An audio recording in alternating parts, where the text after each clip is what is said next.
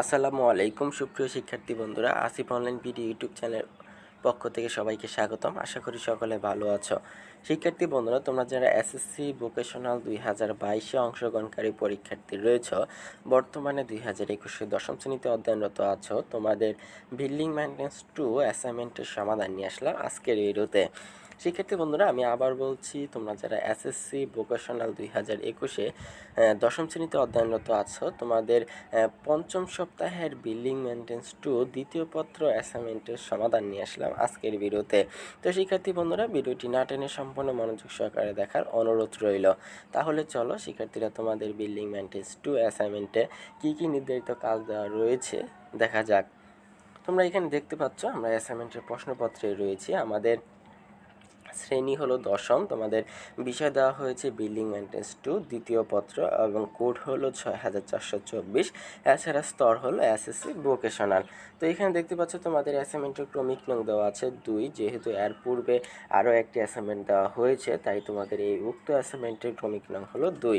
এছাড়া তোমাদের অ্যাসাইনমেন্টটি দেওয়া হয়েছে দ্বিতীয় অধ্যায় থেকে দরজার আদর্শ সাইজ সম্পর্কে জ্ঞাত হওয়া।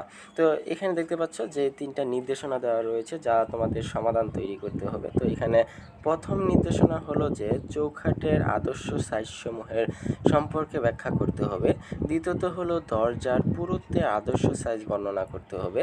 এবং সর্বশেষ তৃতীয় নাম্বার সেটা হলো যে দরজার পাল্লার আদর্শ সাইজ বর্ণনা করতে হবে। তো এই ছিল তোমাদের 3টা নির্দেশনা যা তোমাদের সমাধান তৈরি করতে হবে, কিন্তু ডান পাশে নির্দেশক মেনে। তো এখানে ডান পাশে তোমরা দেখতে পাচ্ছ 3টা নির্দেশক রয়েছে যা মেনে তোমাদের উত্তরপত্র তৈরি করতে হবে। তো প্রতিবারের ন্যায় তোমাদের নির্দেশকগুলো মেনে আমরা তোমাদের জন্য একটি নির্ভুল নমুনা উত্তরপত্র তৈরি করেছি, যা তোমরা ভিডিওটি মনোযোগ সহকারে দেখলে বুঝতে পারবে। তো এছাড়া দেখতে পাচ্ছ তোমাদের প্রত্যেকটা নির্দেশনার জন্য 4 করে নম্বর বরাদ্দ। তোমরা যদি আমাদের এই সম্পূর্ণ ভিডিওটি মনোযোগ সহকারে দেখে তোমাদের উত্তরপত্র তৈরি করো, তাহলে অবশ্যই তোমাদের এই কাঙ্ক্ষিত বা বরাদ্দকৃত নাম্বার পাবে। তো শিক্ষার্থী বন্ধুরা, এই ছিল তোমাদের অ্যাসাইনমেন্টের নির্ধারিত কাজ বা প্রশ্নপত্র সমূহ। তাহলে চলো আর দেরি না করে তোমাদের জন্য যে আমরা একটি নির্ভুল নমুনা উত্তরপত্র তৈরি করেছি, আমরা উক্ত উত্তরপত্রে চলে যাই। শিক্ষার্থী বন্ধুরা, চলে আসলাম তোমাদের অ্যাসাইনমেন্টের উত্তরপত্রে। তোমরা দেখতে পাচ্ছ, তো তোমাদের প্রথম নির্দেশনা দেওয়া ছিল যে দরজার চৌকাঠের আদর্শ সাইজ। তো এখানে আমরা সুন্দরভাবে তোমাদের আদর্শ সাইজের ব্যাখ্যা এবং পরিমাপ তুলে ধরেছি এবং সাথে চিত্র উল্লেখ করেছি, যাতে তোমরা তোমাদের উত্তরপত্র সঠিক হয় এবং তোমাদের বুঝতে সুবিধা হয়। এবং শিক্ষার্থী বন্ধুরা, তোমাদের প্রত্যেক সপ্তাহের এবং প্রত্যেক বিষয়ে অ্যাসাইনমেন্টের সম্পূর্ণ নির্ভর সমাধানগুলো আমরা খুব কষ্ট মেহনত করে তোমাদের জন্য তৈরি করে থাকি। তাই শিক্ষার্থী বন্ধুরা, তোমাদের একটি লাইক, কমেন্ট এবং সাবস্ক্রাইব আমাদের অনুপ্রাণিত করে এবং তোমাদের পরবর্তী নির্ভুল সমাধান তৈরি করতে আগ্রহ যোগায়। তাই শিক্ষার্থী বন্ধুরা, এখনই এই ভিডিওটিতে লাইক দিয়ে আমাদের চ্যানেলটি সাবস্ক্রাইব করে ফেলো এবং সাথে থাকা বেল বাটনটি অন করতে ভুলবে না, কেননা বেল বাটন অন করলে পরবর্তী অ্যাসাইনমেন্টের সমাধানগুলো আপলোড করার সঙ্গে সঙ্গে তোমাদের কাছে চলে যাবে। তো শিক্ষার্থী বন্ধুরা, আর দেরি না করে এখনই আমাদের চ্যানেলটি সাবস্ক্রাইব করে ফেলো এবং আমাদের ইউটিউব পরিবারের একজন সদস্য হয়ে যাও। এবং শিক্ষার্থীরা, অবশ্যই এই সমাধানগুলো বা ভিডিওগুলো তোমাদের বন্ধুদের সাথে বেশি বেশি শেয়ার করবে, এতে করে এই নির্ভুল সমাধানের মাধ্যমে তোমাদের বন্ধুদের একটু হলেও উপকার আসতে পারে। তো এখানে তোমরা দেখতে পাচ্ছ প্রথম নির্দেশনা উত্তর, চৌকাঠের ক্রস সেকশনের আদর্শ সাইজসমূহ। চৌকাঠের মাপ বলতে বাহিরের দৈর্ঘ্য ও প্রস্থের মাপ বোঝায়, অর্থাৎ দরজা স্থাপনের জন্য প্রয়োজনীয় গাঁথনি ফাঁকা মাপকে বোঝায়।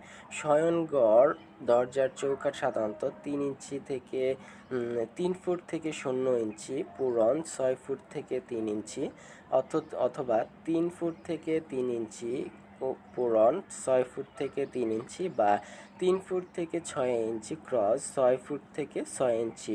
রান্নাঘর, বাথরুম, বারান্দার ঘর এই দরজা চৌকাঠের প্রস্থ সাধারণভাবে 6 ফুট 6 ইঞ্চি 2 ফুট 6 ইঞ্চি রাখা হয়ে থাকে। তো এটা হলো তোমাদের আদর্শ সাইজ। এছাড়া তোমরা দেখতে পাচ্ছ এখানে আমরা চিত্র দিয়েছি যে দরজার চৌকাঠের কি আদর্শ সাইজ। তোমরা চিত্রগুলো অঙ্কন করার চেষ্টা করবে, যেহেতু চিত্রগুলো সহজ, অবশ্যই তোমরা চিত্রগুলো কাঠ পেন্সিল দিয়ে অঙ্কন করার চেষ্টা করবে।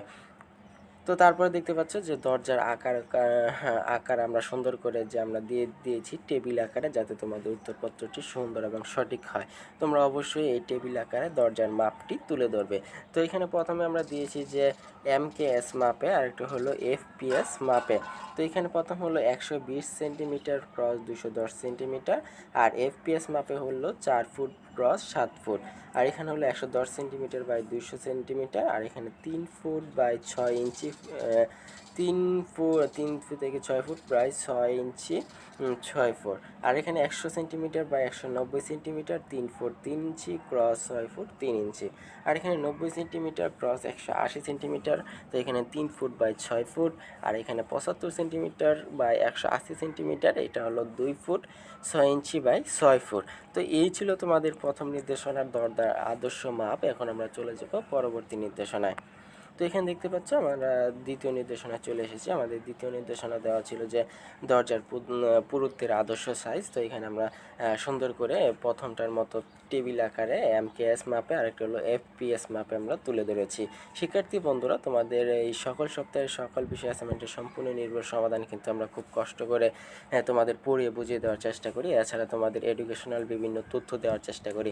তাই তোমরা ভিডিওটি না টেনে সম্পূর্ণ মনোযোগ সহকারে দেখার অনুরোধ রইল। এতে করে তোমাদের উত্তরপত্র সঠিক হবে এবং বিভিন্ন তথ্য থেকেও তোমরা বঞ্চিত হবে না। তাই অবশ্যই ভিডিওটি না টেনে সম্পূর্ণ মনোযোগ সহকারে তোমাদের উত্তরপত্রটি তৈরি করো। এবং শিক্ষার্থীরা, যদি তোমাদের কোনো প্রশ্ন থাকে বা তোমাদের কোনো অ্যাসাইনমেন্টের সমাধান প্রয়োজন হয়, তাহলে তোমরা ভিডিওটিতে লাইক দিয়ে ভিডিও কমেন্টে জানাতে পারো। এছাড়া ভিডিওর ডিসক্রিপশনে ফেসবুক গ্রুপের লিঙ্ক আছে, তোমরা উক্ত গ্রুপে জয়েন হয়ে আমাদের সাথে যোগাযোগ বা তোমাদের প্রশ্ন তুলে ধরতে পারো। তাই অবশ্যই ভিডিওর ডিসক্রিপশন থেকে ফেসবুক গ্রুপে অ্যাড হয়ে নিও। তো এখানে দ্বিতীয় নির্দেশনার সমাধান হলো এমকেএস মাপে 12.5 সেন্টিমিটার বাই 7.5 সেন্টিমিটার। এখানে এফপিএস মাপে হলো 5 inch by 3 inch. 10 centimetre by 10 centimetre, এটা হলো 4 inch by 4 inch. 10 centimetre by 7.5 centimetre, 4 inch by 3 inch. আর এখানে 7.5 সেন্টিমিটার বাই 7.5 সেন্টিমিটার, এটা হলো 3 ইঞ্চি বাই 3 ইঞ্চি। তো এটা হলো দরজার আদর্শ সাইজ, পুরুত্বের দরজার আদর্শ সাইজ। তো এইখানে দেখতে পাচ্ছ আমরা এখানে চিত্রসহ তুলে ধরেছি দ্বিতীয় নির্দেশনায় যে দরজার চৌকাঠের পুরুত্বের সাইজ। তো এখানে যেভাবে চিত্রগুলো অঙ্কন করেছি এবং চিত্রগুলোর মাপ তুলে ধরা হয়েছে, তোমরা সম্পূর্ণভাবে অঙ্কন করবে। চিত্রগুলো অতি সহজ, তোমরা কাঠ পেন্সিল দিয়ে ট্রাই করলে চিত্র। তো এতটুকুই ছিল তোমাদের দ্বিতীয় নির্দেশনা। এখন আমরা চলে যাব পরবর্তী তৃতীয় নির্দেশনায়। তো শিক্ষার্থী বন্ধুরা, দেখতে পাচ্ছ আমরা সর্বশেষ তৃতীয় নির্দেশনায় চলে এসেছি। আমাদের তৃতীয় নির্দেশনা দেওয়া ছিল যে দরজার পাল্লার পুরুত্ব। তো এখানে আমরা সুন্দরভাবে এমকেএস মাপে এবং এফপিএস 2 মাপে আমরা দরজার পাল্লার পুরুত্ব তুলে ধরেছি। এবং শিক্ষার্থী বন্ধুরা, তোমরা যারা এখনও আমাদের চ্যানেলটি সাবস্ক্রাইব করোনি, এখনই ভিডিওটিতে লাইক দিয়ে আমাদের চ্যানেলটি সাবস্ক্রাইব করে ফেলো এবং আমাদের ইউটিউব পরিবারের একজন সদস্য হয়ে যাও। এবং শিক্ষার্থীরা, অবশ্যই তোমাদের বন্ধুদের সাথে বেশি বেশি শেয়ার করবে এবং তোমাদের প্রশ্ন থাকলে আমাদের ফেসবুক গ্রুপে অ্যাড হয়ে তোমাদের প্রশ্ন তুলে ধরতে পারো। তো এখানে এমকেএস মাপে হলো 2.5 সেন্টিমিটার 1 ইঞ্চি, 3 সেন্টিমিটার 5 বাই 6 ইঞ্চি এবং 4.5 সেন্টিমিটারে 1 ইঞ্চি বা 3/4 ইঞ্চি। তো এতটুকুই ছিল তোমাদের তৃতীয় নির্দেশনা, দরজা পাল্লার পুরুত্ব, এবং এরই মাধ্যমে তোমাদের অ্যাসাইনমেন্টের সম্পূর্ণ নির্ভুল সমাধান শেষ হয়েছে। আশা করি ভিডিওটি না টেনে সম্পূর্ণ মনোযোগ সহকারে দেখে তোমাদের উত্তরপত্রটি তৈরি করেছো। যদি তাই করে থাকো, তাহলে অবশ্যই তোমাদের উত্তরপত্রটি সঠিক এবং অতি উত্তম নম্বর পাওয়ার যোগ্য হবে। এবং শিক্ষার্থীরা, তোমাদের কমেন্টের ভিত্তিতে আমরা অ্যাসাইনমেন্টের সমাধানগুলো দ্রুত দেওয়ার চেষ্টা করি। তাই যদি তোমাদের কোনো অ্যাসাইনমেন্টের সমাধান প্রয়োজন হয় বা কোনো প্রশ্ন থাকে, তাহলে তোমরা ভিডিওর কমেন্টে জানাতে পারো। এছাড়া ভিডিও ডেসক্রিপশন থেকে ফেসবুক গ্রুপে অ্যাড হয়ে তোমরা ফেসবুক গ্রুপে আমাদের প্রশ্নগুলো তুলে ধরতে পারো এবং অবশ্যই বেশি বেশি করে তোমাদের বন্ধুদের সাথে শেয়ার করবে এই ভিডিওগুলো। তো শিক্ষার্থী বন্ধুরা, আজ এই পর্যন্ত। আবারও দেখা হবে নতুন কোনো অ্যাসাইনমেন্টের সমাধানে। ততদিন পর্যন্ত ভালো থাকো, সুস্থ থাকো। এবং শিক্ষার্থীরা, যারা এখনও আমাদের চ্যানেলটি সাবস্ক্রাইব করোনি, এখনই ভিডিওটিতে লাইক দিয়ে আমাদের চ্যানেলটি সাবস্ক্রাইব করে ফেলো। এবং যারা সাবস্ক্রাইব করে ফেলেছো তাদেরকে অসংখ্য ধন্যবাদ। এবং শিক্ষার্থীরা, তোমরা সম্পূর্ণ অ্যাসাইনমেন্টের সমাধানটি দেখার জন্য সবাইকে অসংখ্য ধন্যবাদ।